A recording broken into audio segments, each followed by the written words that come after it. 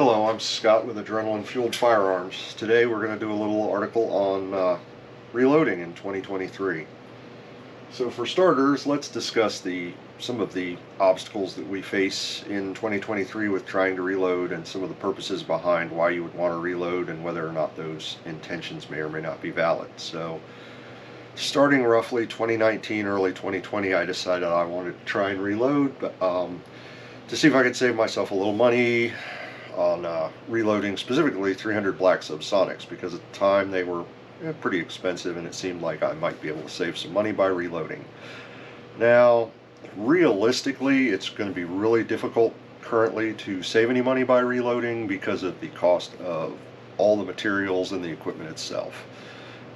I started off getting a Hornady Lock and Load Classic kit and then decided that due to the moderate accuracy of your powder charging system that comes with that kit, it just, well, let's see.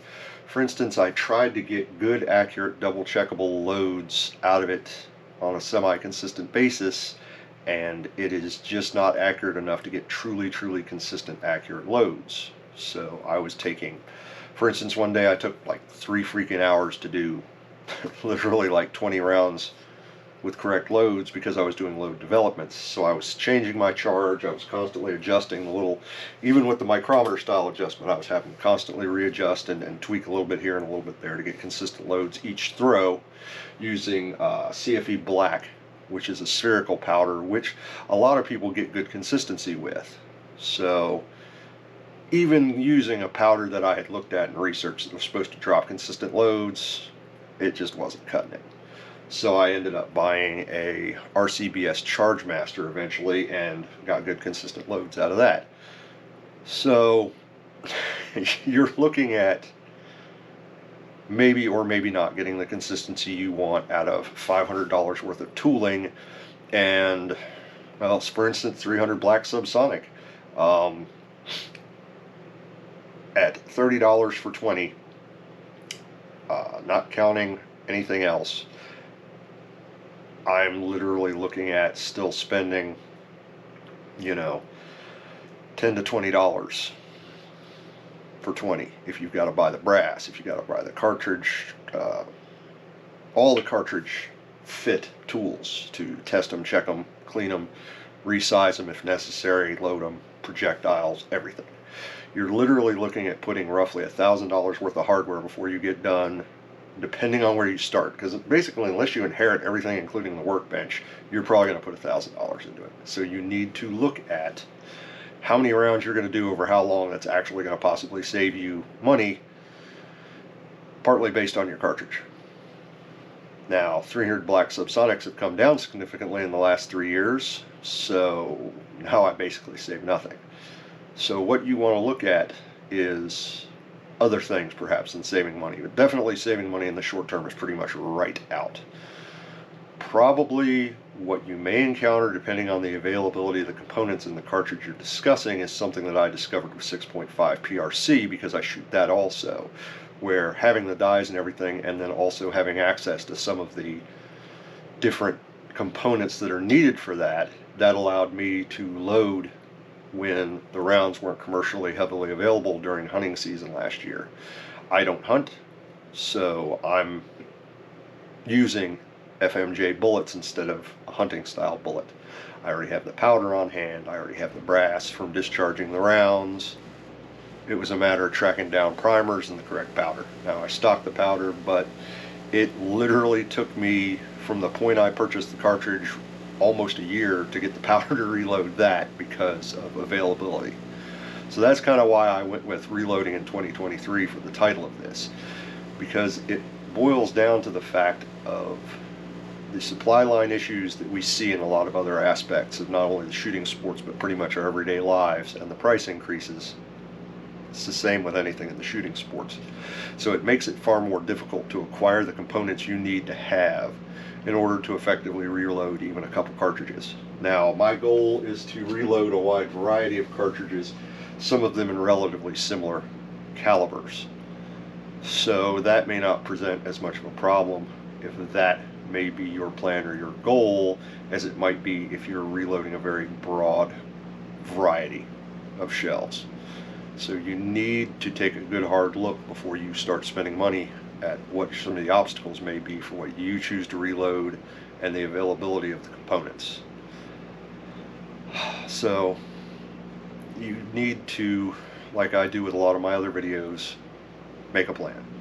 Decide what you want to do, talk to people, look at a bunch of online reviews, and see if your ultimate plan is actually going to work out for you, or if you're going to end up like me 3 years in, not saving any money, but it does provide you with the ability to sometimes reload if they're not commercially available, or to reload in a weight or charge range that is not available commercially. Now, I have gotten into 8.6 black.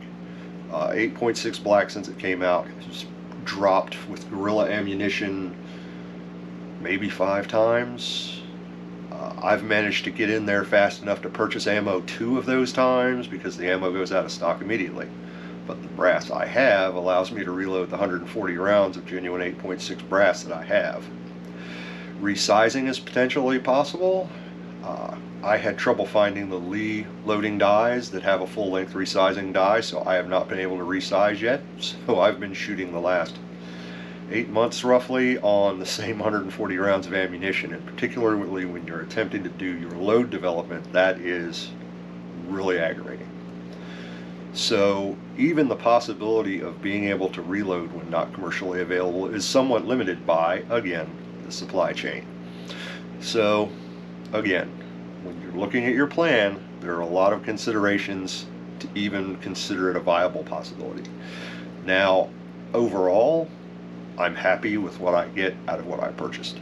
I will continue to load, and I will continue to purchase new items to expand my ability to reload, my efficiency, my speed, and everything else, because ultimately when you start off, you need to move very slowly. You need to be very meticulous and very methodical. You need to work out a system, a quiet, dry, clean place to work with a secure workbench. I altered a workbench. I took a cheap Harbor Freight workbench and put a butcher block countertop piece on it, and then I literally concrete lag anchored it into a concrete wall to keep it from being mobile, so that a workbench that might be sturdy enough to handle it is definitely sturdy enough to handle it, because you have a lot of shift when you are moving your charging handle on your press to seat your bullets. So if you have a simultaneous run going on where your charging station is automatically creating your charges while you're trying to load a little ways away, if your workbench is not sturdy, that's going to throw this out of calibration and you're not going to get accurate loads. So you're wasting the time you've gained by having an auto loader in being able to work your process back, forth, and across. So item number 1 is a good place to do it. 2 is a good workstation. And 3 is looking at the items that you think you'll need, the money you think you're going to spend, and then seriously tack on about 50% of the cost. And then worry about dealing with the supply issues, which you will run into unless by some miracle you manage to stumble across everything you need to reload right off the bat. So this has just been a little short video, minor information about your plan for setting up how you want to reload.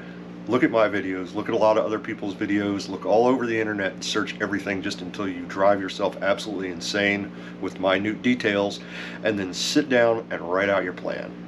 I hope you've enjoyed this video.